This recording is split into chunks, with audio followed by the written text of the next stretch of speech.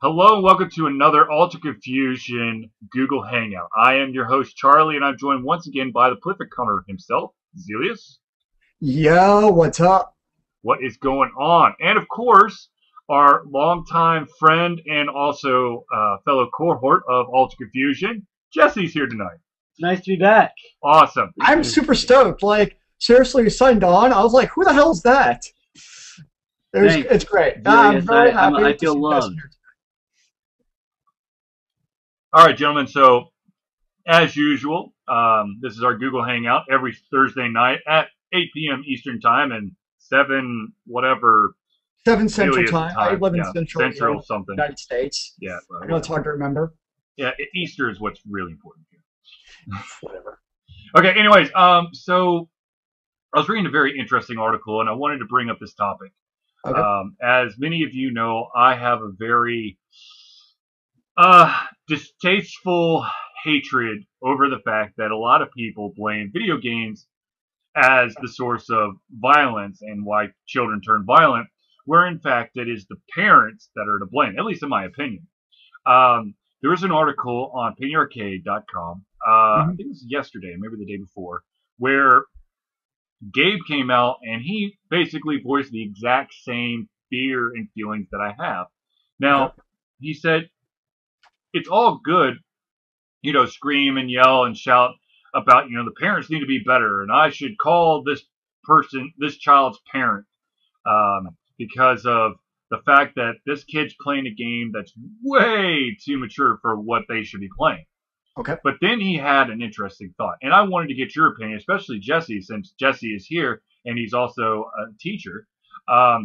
He actually reached out to the principal and to the PTA and wanted to do a kind of an hour-long session to help educate the parents of the school on what the ESRB is, how to some popular names of games out there, what are in those games, and in a way bring in individuals to educate them that way instead of trying to scrutinize them and trying to belittle them over the fact that they're doing terrible parenting.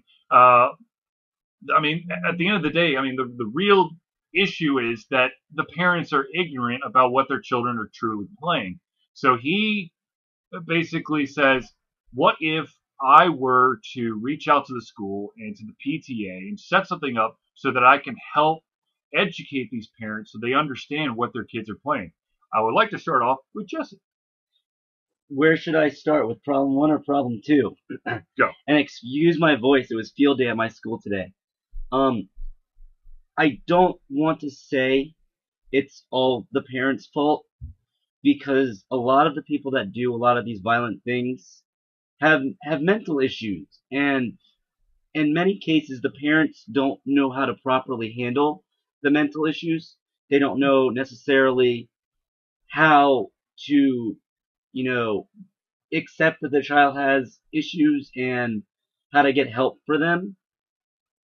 And the part two that's a problem, and I'll get back to part one, is I think this person has a great idea going to the schools, talking about the ESRB, but the parents that show up to that kind of meeting care about what their children are watching and are already doing it. I'm just going to interrupt real quick. I'm just going to jump in. And that's interesting because about a month ago, we had our school, we called it a social media panel. Because we know in schools right now, the big thing is social media, bullying, what's going on. You got Twitter, you got Facebook, you have Snapchat. For those who know what Snapchat is, it's this thing where you send off like a text message or a video, and it deletes itself after 8 seconds. So there's a lot of stuff like that. What? I hate Snapchat. It's so stupid. But the thing is, and just kind of what Jesse was saying is, we've heard from a lot of parents. This is a huge issue. We hear from the students, the teens a lot. This is a huge issue. With cyberbullying and sexting and other things. It can be used for a lot of good, but there's also, nefarious things that are going on. Right. So the school's like, okay, what can we do to address this? So in collaboration with the Mankato Police Department, we had somebody from the police department and a criminal youth attorney come to, And then people on the school administration, myself, the activity director, our principal, our counselor, 8 parents showed up. Hmm. And it's it's one of those things where it's you hear like, oh my gosh, we're like a national guarantee, social media, Facebook, the world's coming to an end, and we offer like this survey, and that's the first thing I thought of when you talked about the ESRB thing that he wants to do is going what Jesse said is those 8 parents who showed up, I knew them all by name.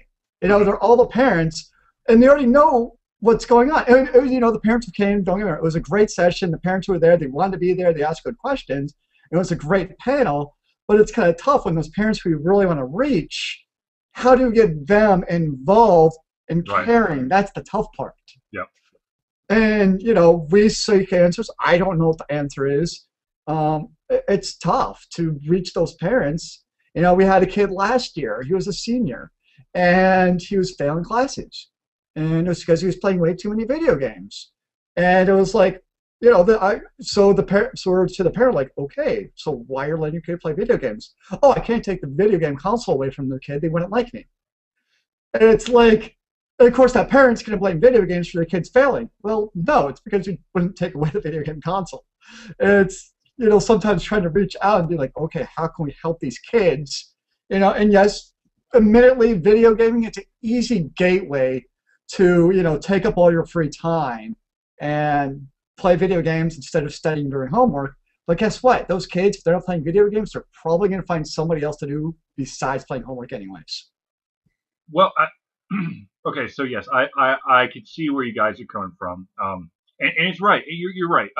The parents who actually give a shit and probably are already an integral part in their child's life probably already know about the violent games and what their kids are playing if they're playing video games.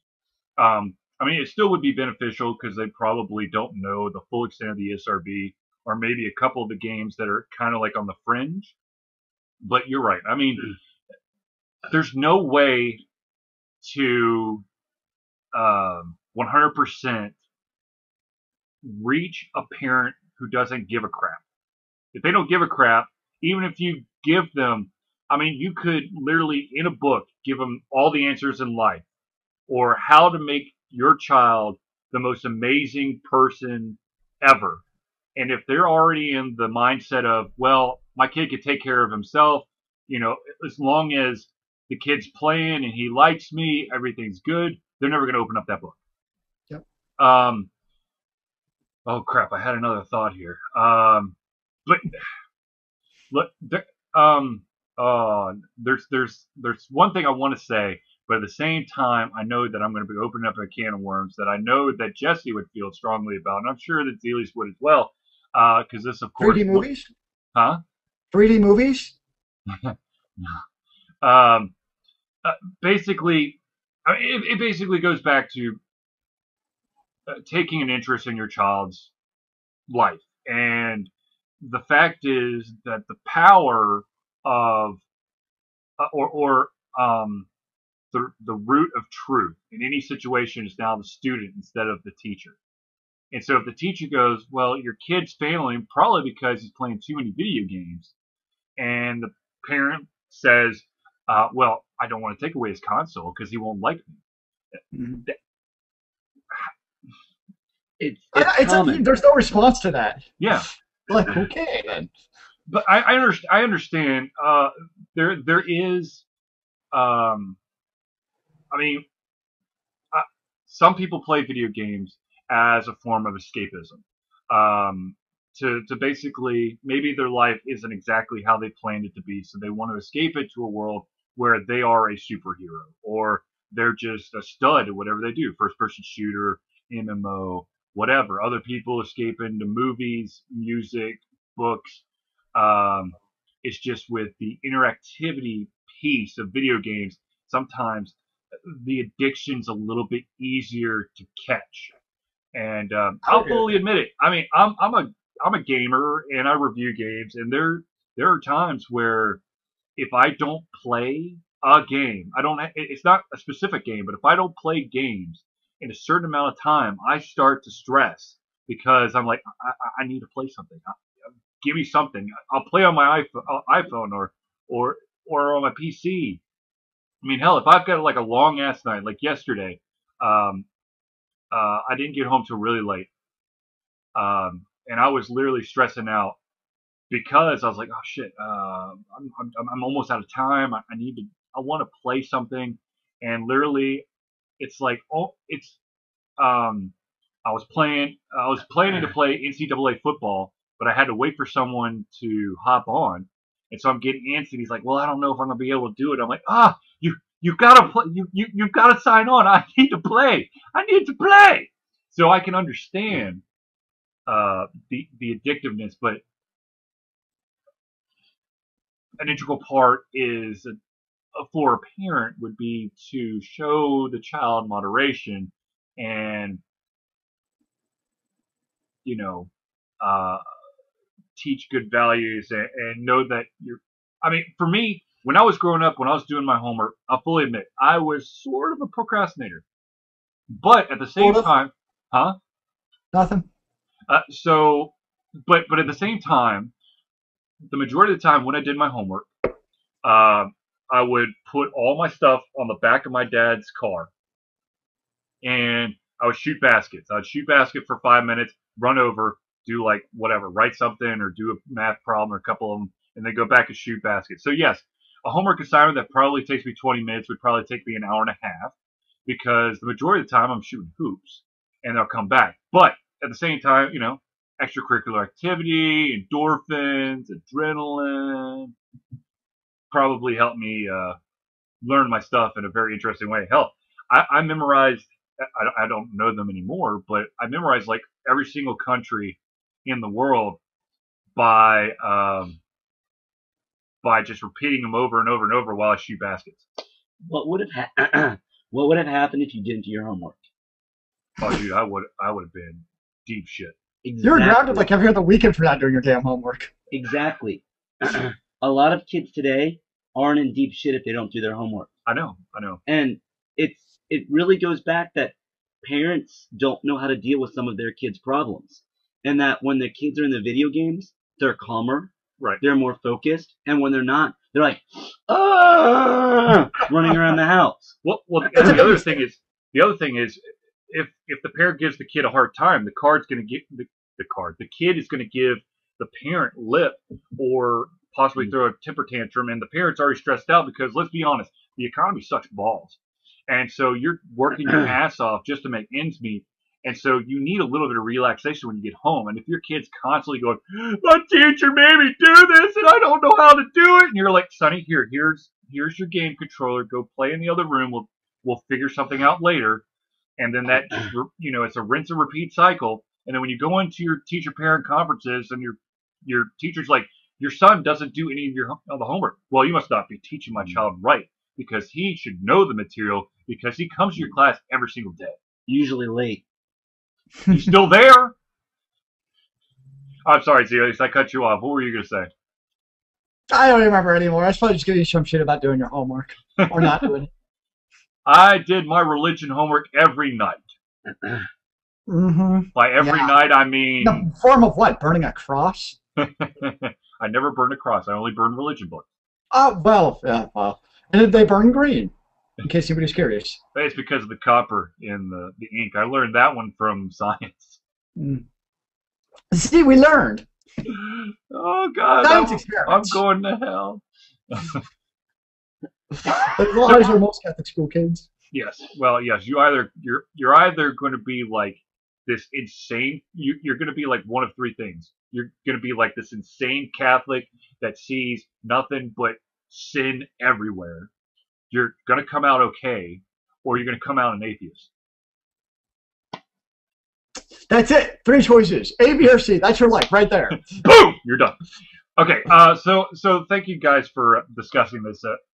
I mean, I think it's brilliant. I mean, the dude, I mean, he's got a lot of weight to his name, but at the same time, he probably doesn't have that kind of weight with parents because it's not really in the realm of. They're not gonna know who he is. They'd be like, Penny Arcade. They're like, oh, okay, it's Gabe's dad. Okay, cool, all right. Yeah, they're not gonna know what it's about. I think it's a good idea, but again, the problem is the parents that show up are not the parents that Right. need to be reached. And I, But maybe at the same time, you hope maybe those parents, they hear something, good, maybe at, a social media panel or a gaming panel put in by Gabe or Tycho, I always forget which. And then maybe they speak to their friends and they speak to their friends. So maybe, it's kind of that effect of passing it on where there will be that education through your peers. but see, those parents that go to the meetings only talk to those parents that go to the meetings. The parents that don't go to the meetings talk to the parents that don't go to the meetings. It's just kind of one of the. Pragmatic. I wouldn't put it that far. I don't think there's this invisible hard line down the middle. I think that there is the possibility that there are some parents who may have been like old college friends that give a shit about their kids, and then their old college friends don't give a shit about their kids, and there might be some cross contamination, let's say. But at the same time, I mean the end goal is not going to it's going to be incomplete. You want to have the ability for everyone to be educated so that they better understand what your child is playing so that you can better raise your kid. But at the same time, it comes down to basically how you've raised your kid thus far. I mean, it's a bit yes, there's going to be exceptions to the rules where maybe a parent truly doesn't understand video games and is willing to learn, but didn't want to take the time out to do their own research, but are willing for someone to just tell them the shit so to get it over with. But there's still going to be. Sorry, go on. No, but there's still going to be a ton of parents out there who, even given the chance for free information, are still not going to take it. But part of it too might be is video games, say for instance our elementary right now. Yep. All our classrooms have iPads that guess what? They're playing games on. Mm-hmm. But these kids, when they're coming up and through kindergarten, mm-hmm. they already know all these games in the iPad. Mm-hmm. So in a way, it's like these kids, they've already been raised on playing these video games on the iPads. So maybe from the parental perspective, it's already like, well, my kid's been playing video games since he was 4 years old. What's the big deal? And that could be a dangerous assumption. I mean, if my kids played these games before, so a video game's a video game. I mean, that would be a very dangerous statement to say. But I think that's a statement a lot of people do make. It's people who don't really care about video games. A video game's a video game, right? Right. A beer's a beer. Yeah. No, I understand. I mean, I agree. That is a very dangerous assumption to make. I mean, with the advancement of technology and the innovation of being able to use graphic engines and being able to play online, mm-hmm. You've got a shit ton of games. I mean, if you look behind me, that's an MMO. That's an MMO right there. And then that is an awesome adventure game. I mean, the genres are massive, and they're always breaking off and combining with other ones. And what was the one I played? It's a horror mystery puzzle game. Well, you try to explain to most parents. No, a romantic horror mystery puzzle game. But you try to explain to most parents, like Mass Effect, it's a straight RPG with an awesome storyline. They're just going to be like, what are you talking about, man? I don't care. But in the grand scheme of things, when we talk about games being blamed, yeah. It's only one type of game. It is first-person shooters, and it's always something completely unrealistic. The kid that shot up the Sandy Hook Elementary School, Mass Effect 3. He shot aliens. How is that registering? It was all for Columbine. It was Doom. They're not compatible, and so the people that are blaming the games don't understand the games themselves. Well, I mean, during the Virginia Tech shootings, they had blamed Counter-Strike. It's an easy scapegoat to look at. It's absolutely, just an easy thing for politicians to get on the grandstand and be like, "Look at that!" I mean, I forget what state it is that they're trying to pass the underage ban again. Where's Christie? New Jersey. New Jersey. So they're trying to do it there. It's an easy way for politicians to grandstand, and instead of looking at the root cause of potential issues, such as maybe in the schools, maybe we don't have enough counselors in schools. Maybe we're not giving enough support to those parents who need that help to understand what's going on with their kids. Instead, oh, let's just play video games because that's an easy solution. And 10 years down the road, who cares? How about this? We actually give a shit about the student. We actually give a good teacher-student ratio instead of removing teachers. Most teachers do care about the students, though. No, I know, but one of the issues is that there are certain counties and states out there going, well, we have 28 teachers. Right now, it's 20 students to a teacher. We've got so many people. 20 students to a teacher. But we could probably really do 38 to 50 per teacher because our teachers are just so stellar. The problem is with the bigger classroom, even if the teacher is like fucking brilliant and loves teaching and wants to be involved with the students, when you put so many people in a classroom that are so diverse, it does. In my opinion, I'm not a teacher, but I would think that it would be very difficult to maybe spot those students who need more help because of the size of the class. I don't think it's necessarily spotting those students. I think it's being able to teach both your high, middle, and low students if you have a lot of each. And I've seen that in some of our classes where you have your low 5 students, your high 5 students. How do you reach both in the same class period if you have a lot of each? Good teachers know how to reach all of their students. Good teachers can recognize when a student is in trouble. Mm-hmm. Good teachers can help those students.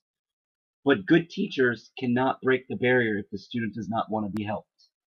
I had a student come into class 2 weeks ago, ready to throw down. Mm-hmm. Just wanted to fight a kid. Asked him what happened. Nothing. I know something's wrong. Mm-hmm. He knows I know something's wrong. Doesn't want to talk about it. Mm-hmm. He doesn't feel comfortable with me. And, most days he's fine. This situation, didn't want to talk about it. I could tell something's wrong with him. Didn't want to talk about it. What do I do about it? He doesn't want to talk to a counselor. He won't talk to an assistant principal. Right. Right. I gotta let him be. Right. Yeah. There's only so much an individual can do that isn't directly related to a job. And sorry I sound like Harvey Firestein. That's fine. We'll forgive you, Jesse, because you are on the show, and that is all that matters. So, yeah. I mean, oh, God. This is one topic we're not going to have a lot of dissent among the three of us about. I don't want to say that this is one of these questions that is based. Well, actually, it's about as difficult as finding the cure for cancer. Okay, there is no magical answer, and it would have to take a society change, I think, to truly to fix, the way that students are being taught, the way that students are being motivated, the way that video games should not be blamed for every single little thing. Look, if you let, a little kid play Bloody Massacre 5 12 hours a day, yes, the kid's probably going to be slightly messed up. See, I disagree with that. I think a student that does not have mental issues, who can have a grasp on reality, will be able to play the game without having a problem. Mm. But it's those students who have struggled with reality and struggle with mental illness that would play the game and have difficulty being able to separate from it. Well, I agree, but I also disagree. I think that there is always the potential. Well, let me put it this way. Okay. It's probably the student that has mental illness, yeah, who struggles in school, yeah, with friends and in class, mm-hmm, that would be more likely to play it for 12 hours. Probably. And there's no one simple reason. It's not because of video games. It's not because of just the mental illness. It's not just because of violent TV shows. It's a combination of everything just happened to come together at one really bad time. It's just video games don't kill people. Factor. People kill people. Isn't that what they say with guns? Yes. Yes. I think that should be our new shirts for Ultra Confusion. We should. We could sell them. Yeah. People would buy them. I Copyright swear to it God, right Sean now would print before that Oh it's out. my God! Print it out! Print it out! I can write this shit down. But you're right. Look, at the end of the day, I'm society. not joking. We could probably make a shitload of money. I know. I think we're onto something. I like. Quick, take this off of Ustream so somebody nobody steals it before it's too late. Too late. But I am gonna type this out there. Video games don't kill people. Kill. So, following that analogy, does that mean I have to be a fan of guns too? No. Okay, Well, good. It's well, the let's same look at it this way. Look, it's go. It's analogous to each People other. who support guns will say video games kill people. Mhm. People who support video games will say the guns kill the people. Even though they use the same damn argument, Exactly. it's ridiculous. And that's the way I people look think. at it. If I'm going to use that argument, I'd have to use the same argument for guns. You can't separate the two as far as I'm concerned. Right. One argument applies to both. I'm sorry, I'm eating a peanut butter and honey sandwich. My mouth kind of stuck together. And I Dude, I sound just like had one Harvey like an hour ago. Firestein from Field That was Day. my appetizer before Ultimate. It's the same thing. Ah. Good stuff. All right. So, some of you may have noticed, to switch topics just slightly, or advanced topics here. Some of you may have noticed on Facebook or on Google Plus or Twitter that I wrote a comment. Let's see here if I get this right here. You can do it. What the hell did I say? Oh, I have no idea. What was it? Was it on Ultra Confusion? I'm so confused. No, I didn't say it on Confusion. I just said it on Facebook, Google Plus, and Twitter. And I said, pending post. What the hell? Caught myself accidentally using my drawing tablet at work for non-work related activities. Now the question is, should I post what I did? Why would you not? I don't know. Unless it's something that'll like scar me for life, which is a possibility. No, it's not. Okay, good. It might, depending on where it goes. I've seen it. It's good. Let's see here if I can pull this up here real quick. Oh, wrong button. That's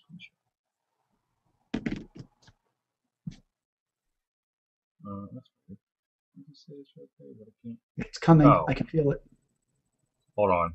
That's right. I closed the damn program because I was afraid that I was going to crash the. Maybe I can open in a different. Hold on a sec.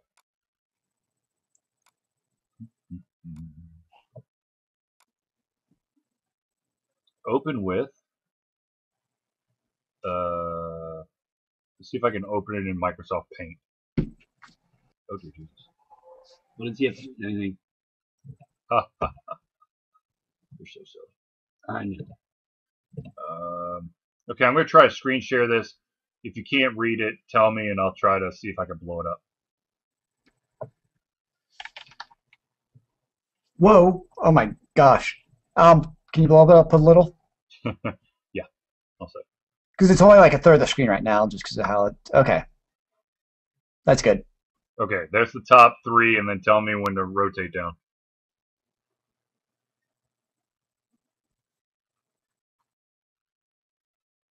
Okay, scroll down.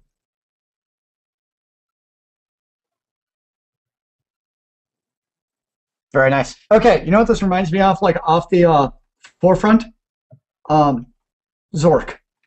Zork, yeah. Like the black text and like the little message that's going on. Yep. It's I don't know. So yeah, I'm interested, yeah. All right, well, I'll post it and see if I can keep it up. A 6-panel comic is a little bit harder to do than 3-panel, so. I didn't even notice, but you're right. It's the panels.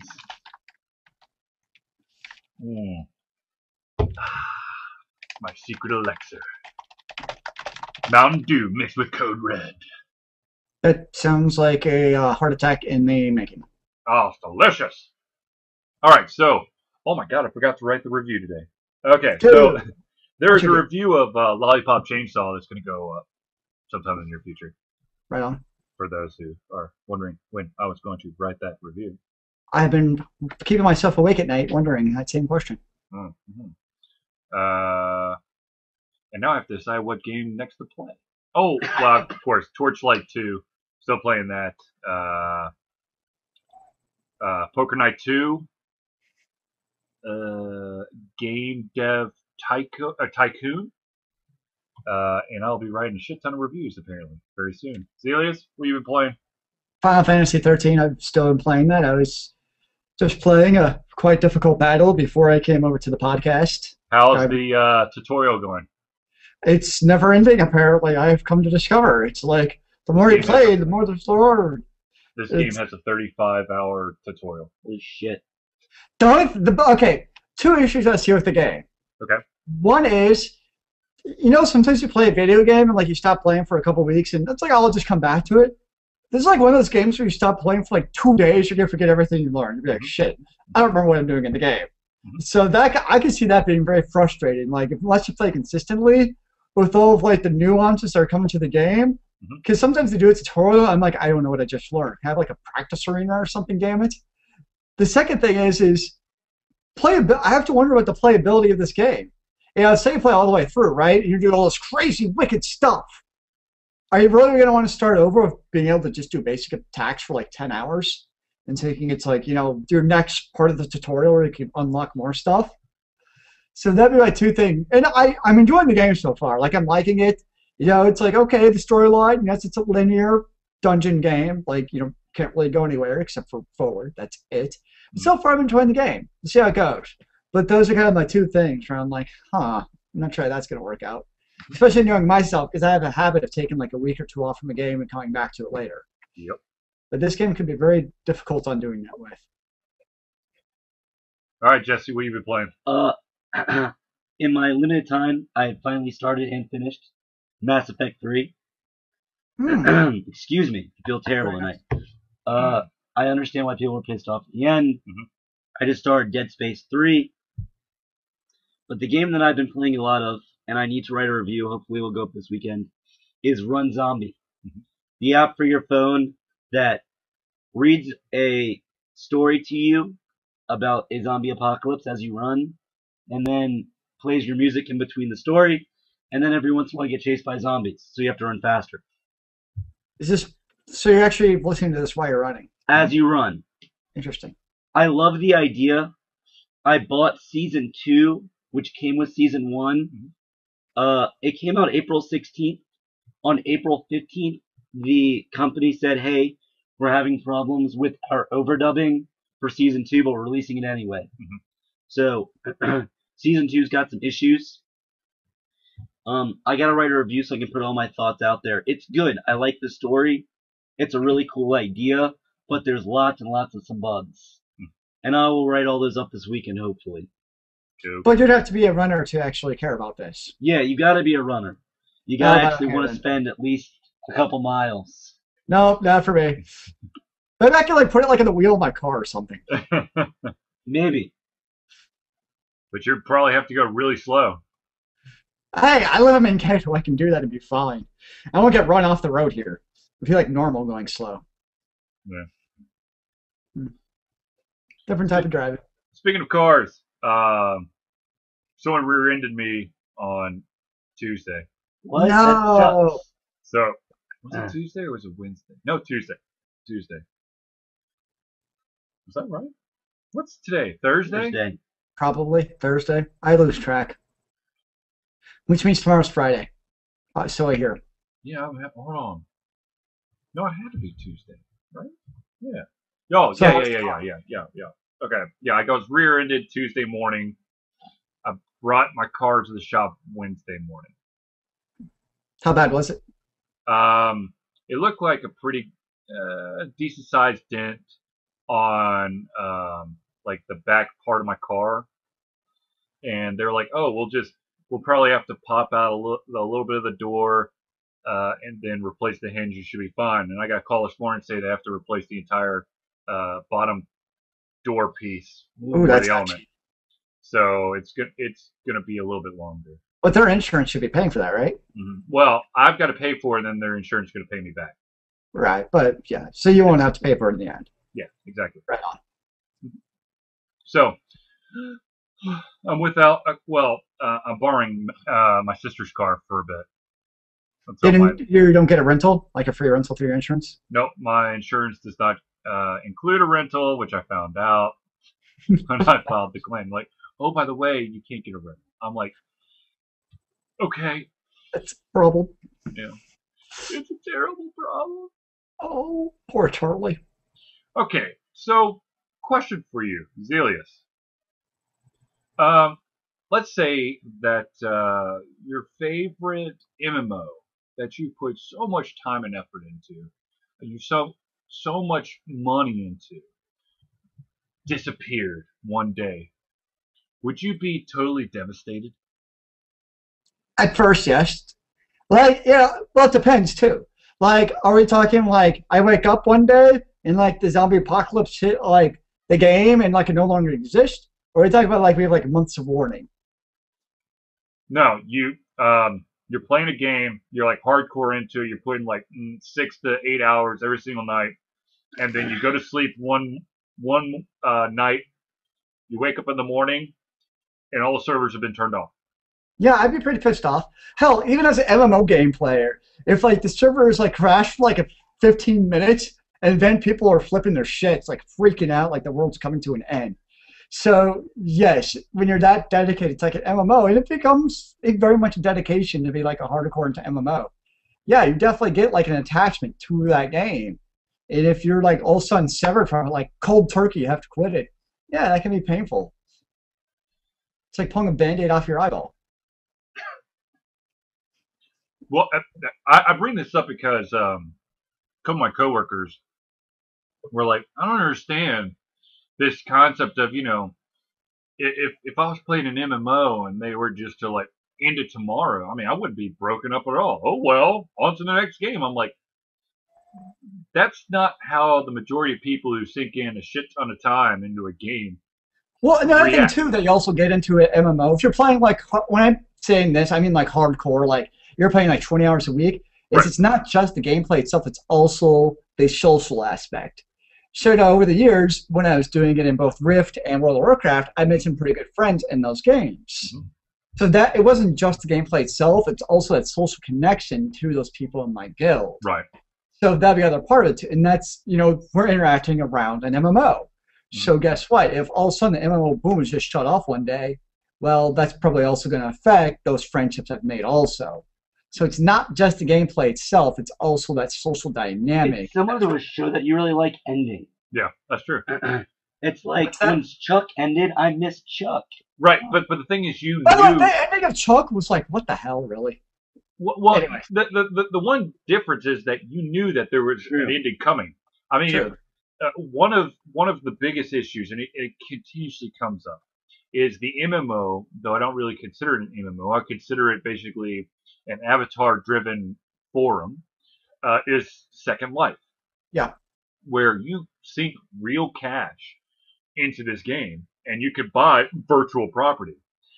And of course, there's been lawsuits that's already been filed simply based on the fact of who owns this virtual property. I mean, if the makers of Secret Life, or not Secret Life, Second Life, were to just it tomorrow, do what? I mean, who's entitled? Do they need to be reimbursed? Do the players need to be reimbursed for this property that's no longer available to them that they bought or were renting? I mean, I agree. That's a very tricky situation, and as a gamer, if you're playing those virtual games, that is somewhat of a risk that you take. That tomorrow, yeah, Second Life could be shut off tomorrow. yeah. You can wake up tomorrow and yeah, World of Warcraft could be shut off.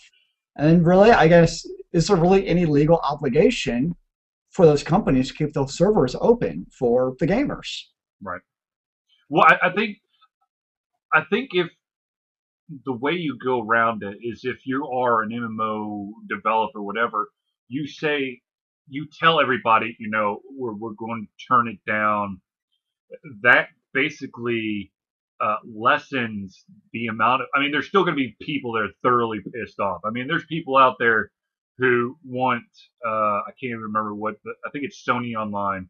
They still want their um, Blade corpses raised in a huge bonfire over Matrix Online. I mean, there's people who go apeshit crazy if their game's no longer available. But there's a huge chunk of the community that if you could soften the blow by saying, unfortunately, as much as we've tried, it's just no longer become feasible for us to be able to hold up these servers. Thank you for all the love and support. There's a way to soften that blow Like, and versus, huh? go on. No, I was basically saying, versus basically one day the server's on, the next day we're like, oh, done. Well, I expect like game, for instance, like World of Warcraft. Yep. Someday there's going to be a WoW 2 or some version of it, which means, maybe 5 years down the road, Blizzard's going to want to shut down the World of Warcraft 1 servers. Mm-hmm. I would suspect, they're probably going to give 6 months to a year lead time to let the gamers know. Yep. Hey, this game is coming to a close. Be prepared.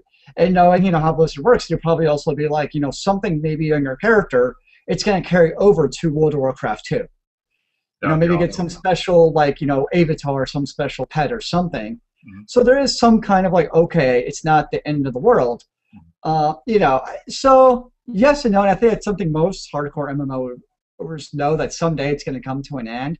And even the gamer of those games, they kind of go in cycles. Like a lot of times, for instance, like when new expansion packs come out for Rift or World of Warcraft, it seems like a lot of guilds kind of fall apart. Because you kind of get that month or two before expansions come out, and it's a lot of like the in-game content. People are like, I don't really care anymore, because guess what? New content comes out, and the gear I spent months getting is obsolete in a day anyways. Right. So in a lot of ways, I've kind of seen that effect in a way when expansions are coming out for MMOs, where it's almost like that natural transition point for maybe gamers who are on the edge of, do I really want to play this hardcore? Mm-hmm. Or, that social aspect of the guild kind of maybe coming to a slow death. So I've seen that before. So given enough lead time, I don't really think the end of an MMO would be that big of a deal, especially if the company handles it gracefully. Jesse, any thoughts? No. My voice is gone. I'm done talking. Okay, so I do want to say one more thing. I think one of the things that really hurts the individual who is a huge MMO player, who loves their MMO, and then one day, even if given lead time, that game is gone. The aspect of especially with hardcore gamers, is that there are people out there who play the MMO simply for escapism. They want to become that hero, that superstar, whatever. And then when you take away that MMO, you kind of take away a chunk of them, because they can no longer be personified into that avatar, that hunter or dark elf or zombie or whatever. The funny thing is, though, in all my days of like hardcore MMO gaming, Mm-hmm. I never really got that feeling from my fellow guildmates. That there, and it to be that one hardcore avatar, I see that more in single player games, honestly. Where like I'm that single player uber player, because you gotta remember though, in MMOs you're one of 20 players. Right. So when I'm in a raid, in-game when you get to in-game MMOs, you can't do anything on your own. You have to be with 5 to 20 people achieving a goal, so you can't do it on your own. Whereas you play single game player like Mass Effect, where I felt more like that uber god at the end of Mass Effect than I did at any MMO I've played. Well, I don't want to say uber. I mean, what I mean is that you could be in a job where it's thankless. You basically just you shut yourself in a cube all day. No one wants to talk to you. Yeah.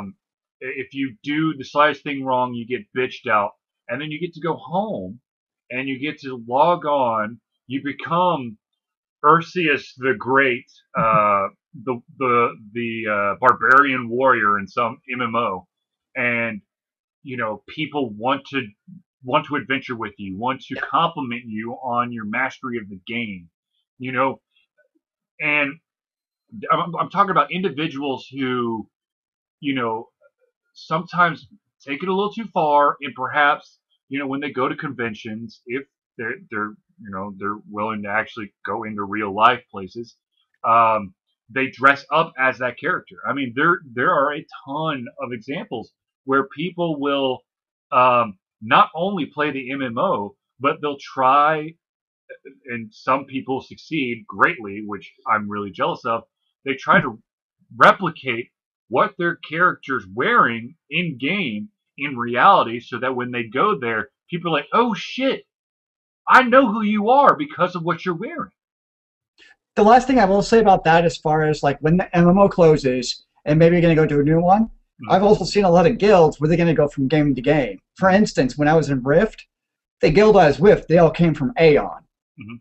So I think out of like 25 people in the guild, 15 of those were from a certain guild in Aeon. Mhm. And when they got bored of that game, they all moved as one guild to Rift. Right. And that happens quite a bit in MMOs, where you might have one large Uber guild who maybe has a guild in World of Warcraft, a guild in Rift, a guild Yep. in Counter Strike. Right. Different games of different genres. You Absolutely. may know people from those different games on those guilds. So I know exactly what you're saying, but there are kind of ways around that, depending on the social structure. I agree, but it's like, just like Jesse said, even though you may know that the end is coming, you still gonna miss Chuck. You're gonna miss Eureka. You're gonna miss. My God, I can't think of any other team. Oh, Viva Lost. Laughlin. What? Remember Viva Laughlin? What the fuck is Viva Law? Exactly. Firefly. Oh God, Firefly! But you didn't know that was gonna be canceled. It's just like, oh, by the way, we're But I killing know it. you're saying, like, World of Warcraft, every once in a while, I still kind of have that pang, for World of Warcraft, the good old days of, Yep. I still have those moments of nostalgia every once in a while, and I suspect somebody who's still playing that MMO, at least I would, when Catechism came out, I had the Yep. opportunity to jump back in. I know you did for a little bit too. Yes, I did. Jump back in and, okay, I can still visit the game. Mhm. Or once that MMO is closed, it's final, done. I don't even have that option if I wanted to, just to jump back for Right. old time's sake to see what's going on in Stormwind. Absolutely, absolutely. Well, everybody, I hate to cut this short, but I know that Jesse has a place to go, and so does Zelius. So unfortunately, we're going to have to wrap this up a little bit earlier than usual. But I wanted to thank Jesse for appearing tonight, and of course, Zelius, as always, a prolific commenter, which of course, ironically, I think he wants to bolster his reputation, because usually it's on Thursday, and he's just like, let me choose a bunch of fucking stories and comment on them all. I'm like, oh crap, it's Thursday. He's going to come in for the commenter. I have to make sure it's true. Exactly. So, yes, I'm looking all the confusion on Thursday. Like, oh, I need to make up for lost time. Exactly, exactly. We're going to spread out over the week and not all at one day. Okay, so anyways, thank you for tuning in, the listeners, the viewers. For you who watched it live, please just shoot us an email at alteredconfusion@gmail.com, or of course you can just fill out the form that is now appearing on almost every single page on Altered Confusion, where you put in your name, your email address, and then your comment, your criticism, your thought, idea. Perhaps you want more information on a specific speaker here. But just fill it out. We'll try to get back to you as soon as possible. I'm usually right on top of every single email, so yeah. Also, we got an email from AndoCon. They need all our information so that we can be officially in their book. Okay, so thank you for tuning in. We will see you in 1 week's time for the live Google Hangout. Of course, there is a chance that we might throw a video in at some random point between now and next Thursday. And of course, after discussing with Zelius and Jesse rather quickly, I think we've got a new comic that's probably going to start up. I don't know if I'm going to throw this one up before I have the next one already drawn, but be on the lookout for a new comic. So for myself, Charlie, and Jesse, thank you for tuning in, and we'll see you next week. Remember, kids, keep on gaming in the free world. Amen to that, brother.